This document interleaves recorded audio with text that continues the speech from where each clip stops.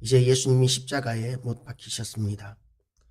그들이 예수를 십자가에 못 박은 후에 그 옷을 제비 뽑아 나누었다고 이렇게 이야기합니다.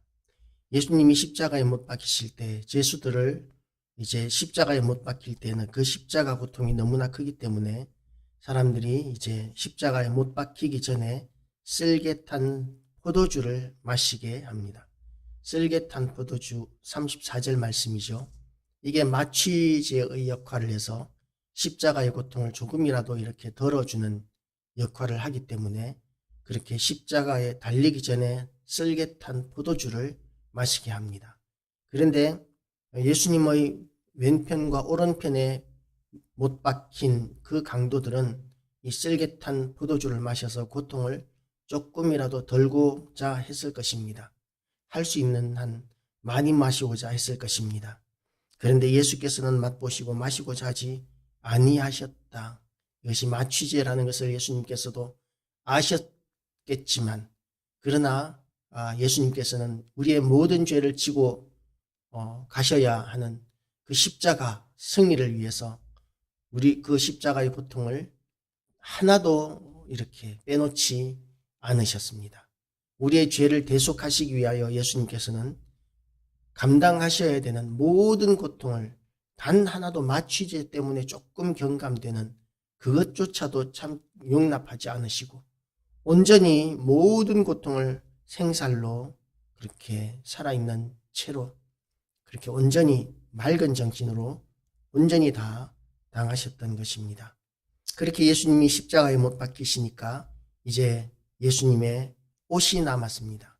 십자가에 못 박힐 때 옷을 입히고 십자가에 못 박는 것이 아니라 그 옷을 벗기고 그렇게 십자가에 못 박기 때문에 그들이 예수를 십자가에 못 박은 후에 그 옷을 제비 뽑아 나누고 옷은 그 당시만 해도 굉장히 귀한 재산입니다.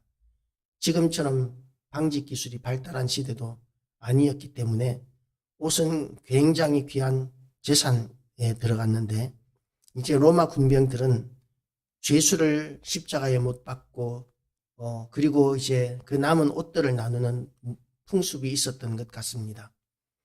그런데 예수님의 옷까지도 그렇게 똑같은 풍습에 따라 이렇게 제비 뽑아 나누고 있는 것입니다. 그리고 속옷까지도 한 사람 제비 뽑아서 그렇게 한 사람에게 몰아주는 그런 일을 하고 있는 것이죠. 옷감이 그렇게 귀한 것이었기 때문입니다. 사람들의 관심은 물질적인 이익이 중요합니다. 우리의 죄를 대속하시기 위하여 우리를 구원하시기 위하여 십자가에 못 박히시는 그 일이 얼마나 엄청난 역사적인 일인지 사람들은 관심이 없습니다. 다만 예수님이 남기고 가신 그 보잘것없는 초라한 겉옷과 속옷 그것에 이 군병들은 관심이 있었습니다. 그리고 그 머리 위에 있는 유대인의 왕이라 쓴 죄패를 붙였다. 그 머리 위에 유대인의 왕이라 쓴 죄패를 붙이고 그리고 이제 예수와 함께 강도들이 십자가에 못 박히니 하나는 우편에 하나는 좌편에 있더라고 기록되어 있습니다. 예수님을 모욕하는 사람들이 나옵니다. 지나가는 자들이 자기 머리를 흔들며 예수를 모욕합니다. 유대인의 왕 메시아라고 하더니 그리스도라고 하더니 왜 우리를 구원하지 않고 십자가에 못 박히고 있느냐고 그렇게 예수님을 따르던 사람들조차도 예수님을 모욕하고 있는 것이죠. 이르되 성전을 헐고 사흘에 짓는 자여 내가 만일 하나님의 아들이어든 자기를 구원하고 십자가에서 내려오라 고 이렇게 이야기하는 것도 예수님이 십자가에 못 박히신 그 자체가 이미 실패한 것으로 사람들은 여기고 있는 것이죠. 십자가로 말미암은 죄와 사망으로부터의 승리를 사람들은 꿰뚫어 볼 수 있는 통찰력이 없습니다. 그리고 또 대제사장들과 서기관들과 장로들이 함께 희롱하여 이르되 그가 남은 구원하였으되 자기는 구원할 수 없도다. 그가 이스라엘의 왕이로다. 지금 십자가에서 내려올지어다. 그리하면 우리가 믿겠노라. 예수님께서는 십자가에서 얼마든지 내려오실 수 있으십니다. 말씀 한마디로 예수님을 모욕하는 모든 자들을 순식간에 멸하실 수도 있으십니다. 예수님께서는 그 모욕하는 자들뿐만 아니라 온 세상을 다 멸하실 수 있는 능력이 말씀 한마디면 모든 자들을 온 세상을 다 멸하실 수 있는 능력이 예수님께는 있으십니다. 그리고 예수님께는 천군 천사들이 셀 수도 없는 하늘의 천군 천사들이 이 군대로 있습니다. 그런 엄청난 전능하신 주님이시지만 예수님께서는 십자가에서 내려오시지 않습니다. 더군다나 우리가 이런 말을 들으면 유혹이 됩니다. 지금 십자가에서 내려오면 우리가 믿겠노라. 지금 나에게 하나님을 보여주면 믿겠노라. 로또에 당첨되게 해주면 내가 믿겠노라. 이 병에서 낫게 해주면 내가 믿겠노라. 우리는 이런 조건을 붙여서 하나님을 시험하고자 하기도 합니다. 그러나 우리는 먼저 믿어야 하나님의 은혜를 누릴 수 있습니다. 먼저 믿어야 예수 그리스도께서 십자가에 내려오시는 것이 아니라 십자가에서 내려오시는 것이 아니라 우리가 죄와 사망에서 구원을 받고 그리고 우리가 영생을 얻게 된다는 것을 누리게 됩니다. 영생, 물론 죄인들도 영생을 누립니다. 예수 그리스도께서 재림하실 때에는 모든 사람들이 다 부활할 것입니다. 의인은 의로운대로 죄인은 죄인대로 그렇게 부활할 것인데 부활하게 되면 영생을 누리게 되는데 영생을 누리게 되는 장소가 다릅니다. 구원받은 사람들은 천국에서 영원한 하나님 나라에서 영생을 누리게 될 것입니다. 그런데 죄와 사망의 벌을 받고 있던 자들, 그런 자들은 죄, 사망의 부활을 하게 되는데 그들은 영원한 지옥에서 구더기도 죽지 않는 그 지옥, 그 뜨거운 곳에서 육체를 입고 영원토록 불타오르는 그런 지옥, 이 세상의 어떤 고통도 따라올 수 없는 그런 고통스러운 곳에서 영원토록 벗어나지 못하는 그런 형벌, 영벌에 처해지게 됩니다. 그래서 우리는 절대로 지옥 가면 안 됩니다. 예수 그리스도께서 우리의 그 비참한 상황을 구원하시기 위하여 십자가까지 지고 죽어주셨는데 그런데 우리가 그 은혜를 망각하고 우리가 지옥을 간다면 예수님 하나님의 아들이신 예수 그리스도를 믿지 않음으로 말미암은 신성모독으로 하나님의 아들은 당연히 우리가 알아보고 영접하고 믿어야 합니다. 그런데 그 하나님의 아들을 영접하지 않고 믿지 않는 불경죄, 신성모독죄까지 범함으로 인하여 우리가 죄와 사망의 법 가운데 지옥을 가게 된다면 우리는 하나님 앞에 얼마나 하나님을 슬프게 해드리는 죄인이 되겠습니까? 우리가 신성모독입니다. 예수님을 믿지 않는 것 자체가 신성모독이기 때문에 우리가 예수 그리스도를 믿어야 합니다. 그리고 구원을 얻어야 합니다. 절대적으로 우리의 가족들도 그렇게 구원을 얻어야 합니다. 그리고 이제 예수와 함께 십자가에 못 박힌 강도들도 이와 같이 욕했다.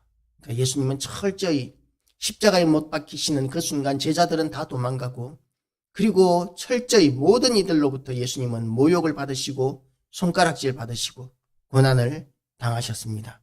그리고 예수님께서 이제 십자가에서 숨을 거두시는 장면입니다. 제6시로부터 온 땅에 어둠이 임하여 제9시까지 계속되더니 로마의 시간을 우리 시간으로 바꾸려면 6시간을 더 하면 됩니다. 제6시라면 낮 12시 정오입니다. 그리고 제9시라고 하면 오후 3시까지 3시간 동안 온 땅에 어둠이 임하였다.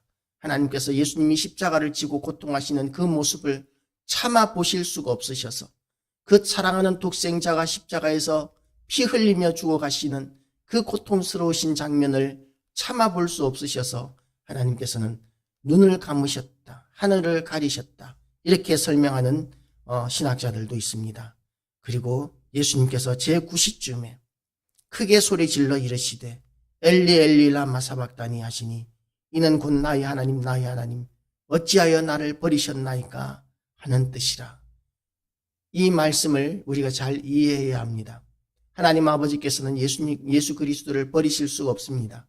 하나님께서는 우리를 버리시지 않겠다고, 예수님께서는 우리도 버리지 않겠다고 그렇게 말씀하셨습니다. 그런데 예수님이 만약에 버림을 받으셨다면 그러면 그것이 우리에게 무슨 의미가 있겠습니까? 나의 하나님, 나의 하나님, 어찌하여 나를 버리셨나이까 하는 이 고백이 정말 우리에게 어떤 의미가 있겠습니까? 예수님께서 너무나 고통스러우셔서 예수님을 버리시지 않은 하나님을 원망하는 것이겠습니까? 아닙니다. 예수님께서는 정말 하나님으로부터 십자가상에서는 버림을 당하셨습니다. 왜냐하면 하나님은 너무나 거룩하신 분이시고 그리고 완전하신 분이시기 때문에 세상 모든 죄를 지고 계시는 예수님, 죄를 용납하실 수 없는 하나님이 세상 모든 죄를 지고 계시는 예수님을 볼 수 없으십니다. 버리지 않으실 수 없는 것이지요. 그 순간만큼은 예수님이 이 세상의 모든 죄를 다 짊어지고 있으시기 때문에 죄인이신 예수님을 하나님께서는 용납하실 수 없는 것입니다. 예수님 스스로는 아무런 죄가 없으시지만 그러나 십자가를 지고 계시는 이 순간만큼은 온 세상의 모든 죄를 다 짊어지고 있는 죄인의 상태였기 때문에 예수님을 하나님께서는 버리셨던 것입니다. 예수님께서는 십자가의 고통보다도 사람들의 모욕보다도 그리고 채찍질보다도 그리고 그 손과 발에 박힌 그 대못보다도 하나님께서 예수님을 버리신 그 고통이 더 크셨을 것입니다.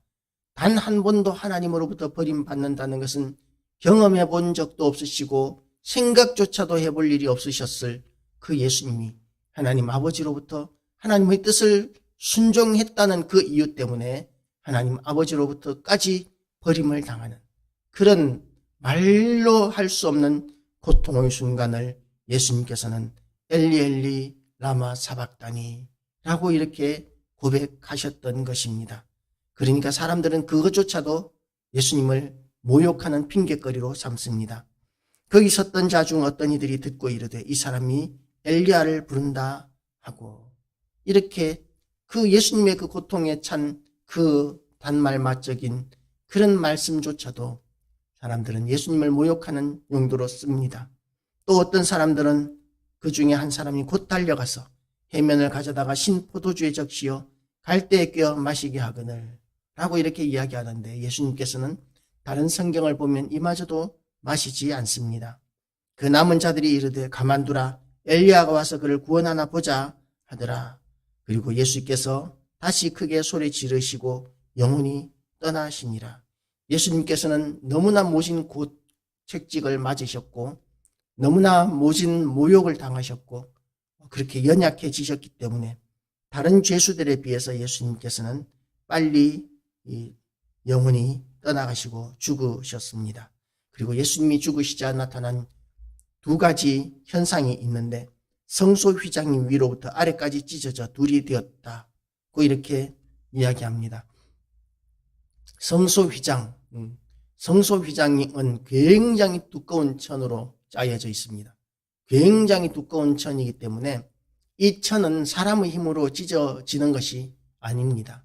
예리한 칼로 이렇게 찢을 수는 있겠지만 예리한 칼로 찢으려면 밑에서부터 칼이 들어갈 수 있는 사람이 키가 닿을 수 있는 아래에서부터 이렇게 잘라 나가면 가능할지 모르겠지만 그러나 그냥 저절로 이렇게 찢어지는 일은 있을 수 없습니다. 이 휘장, 이 성소의 휘장은 예수 그리스도를 상징합니다.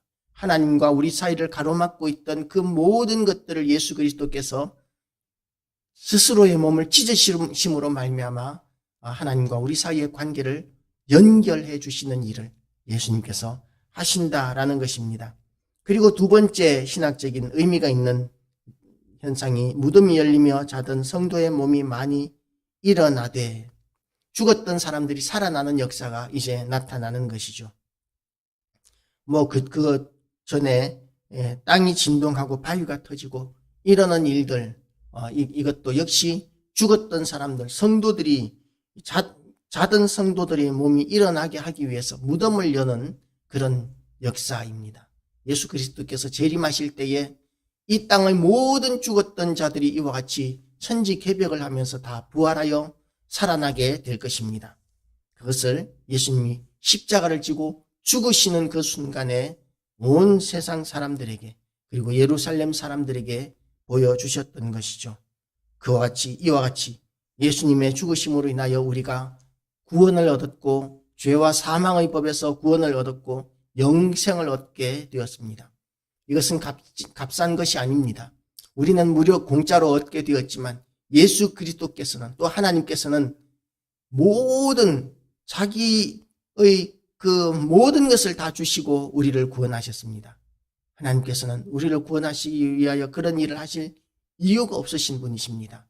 그런데 그 일을 하신 이유가 우리를 향하신 하나님의 그 사랑이 얼마나 큰지를 알려주고 있는 것입니다. 이유 없이 하나님께 아무런 유익이 되지 않는 우리를 위해서 그렇게 사랑하시는 하나님께 우리도 사랑 말고는 우리가 보답해 드릴 수 있는 것이 없습니다.